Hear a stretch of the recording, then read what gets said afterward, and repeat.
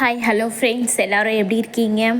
So இன்றைக்கி வந்து நம்ம ரேஷன் அரிசி பச்சரிசி வாங்குவோம் பார்த்தீங்களா ஸ்டோரில், அந்த அரிசி வச்சு கொழுக்கட்டை பிடி கொழுக்கட்டை எப்படி செய்யலாம் பார்க்கலாங்க. நல்லா சூடாக ஸ்நாக்ஸ், இந்த 10 days லீவு பசங்களுக்கு நல்லா ஸ்நாக்ஸ் இதுலேருந்து ரெடி பண்ணலாங்க. ஸோ ட்ரை பண்ணலாம் வாங்க. ஸோ என்னோடய அளவுக்கு எங்கள் வீட்டில் இருக்கிற 250 கிராம் அளவுங்க இதில் வந்து அரிசி எடுத்துகிட்டு நான் ஒரு அழாக்கு சொல்லுவாங்க, அது எடுத்துகிட்டு நல்லா டேப் வாட்டர் போட்டு 3 to 4 வாஷ் ஆர் 5 வாஷ் பண்ணி எடுத்துக்கோங்க. நல்லா வாஷ் பண்ணி எடுத்துக்கோங்க. ஸோ இதில் வந்து நம்ம கடையில் வாங்குவோம் பார்த்திங்களா அரிசி, அதெல்லாம் வந்து நல்லா சாஃப்ட்னஸ் கொடுக்காது ஸ்நாக்ஸ் செய்கிறதுக்கு ரெடிமேட்லாம். ஸோ நம்ம வீட்டில் ப்ரிப்பேர் பண்ணோம்னா ரொம்ப நல்லாவும் இருக்கும், சாஃப்டாகவும் இருக்குங்க. ஸோ நல்லா வாஷ் பண்ணி எடுத்தாச்சுங்க. தண்ணி நல்லா ட்ரைன் பண்ணிவிட்டு கேன் வாட்டர் ஆட் பண்ணி நல்லா ஊற வச்சு எடுத்துக்கோங்க. ஒரு 2 ஹவர்ஸ்லேருந்து 3 ஹவர்ஸ் வரைக்கும் நல்லா ஊறட்டுங்க. ஆட் பண்ணிக்கோங்க. இது 250 கிராம் அரிசிக்கு 200 கிராம் வெல்லம் எடுத்துக்கிறேங்க. கோகனட் ஒரு 15 கிராம்ஸ் அந்த மாதிரி எடுத்துக்கோங்க.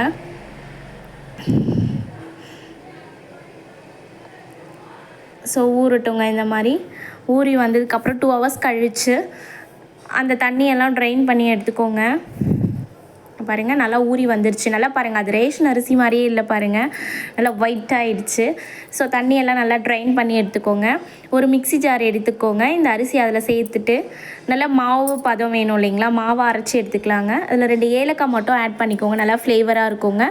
ஏலக்காய் தூள் இருந்தால் ஆட் பண்ணிக்கலாம். என்கிட்ட ஏலக்காய் தூள் இல்லை, பவுடர் இல்லை.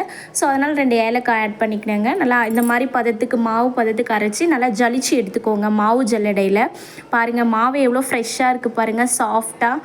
ஸோ வீட்டில் ப்ரிப்பேர் பண்ணாவே எப்போவுமே ஹெல்த்து தாங்க, ஹெல்த்தியாகவும் இருக்கும், சூப்பராகவும் இருக்குங்க. ஸோ ஒரு ஒயிட் கிளாத் எடுத்து இட்லி பாத்திரம் வச்சு அதில் மாவு நல்லா வேக வச்சு எடுத்துக்கலாங்க. ஆவி கட்டி எடுத்துக்கலாம். ஆவி கட்டுறது வந்து ஒரு 20 to 25 மினிட்ஸ் வரைக்கும் ஆவி கட்டி எடுத்துக்கோங்க. நல்லா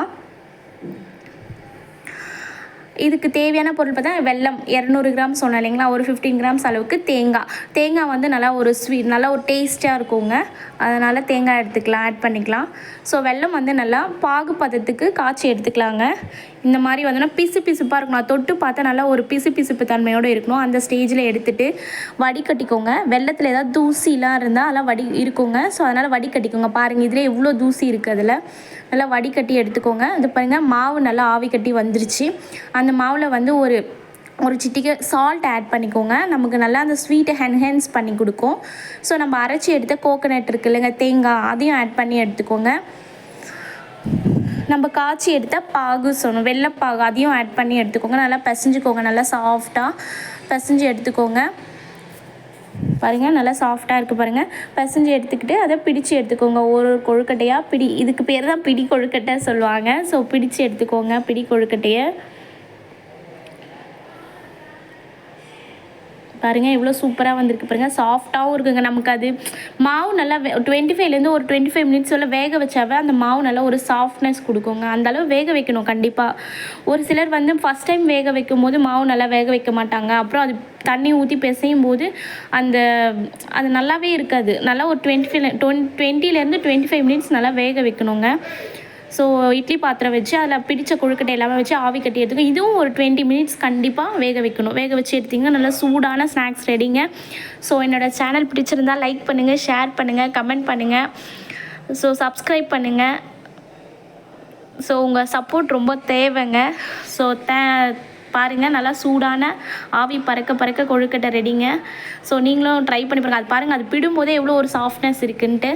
ஸோ நீங்களும் வீட்டில் ட்ரை பண்ணி பாருங்கள். Thank you so much.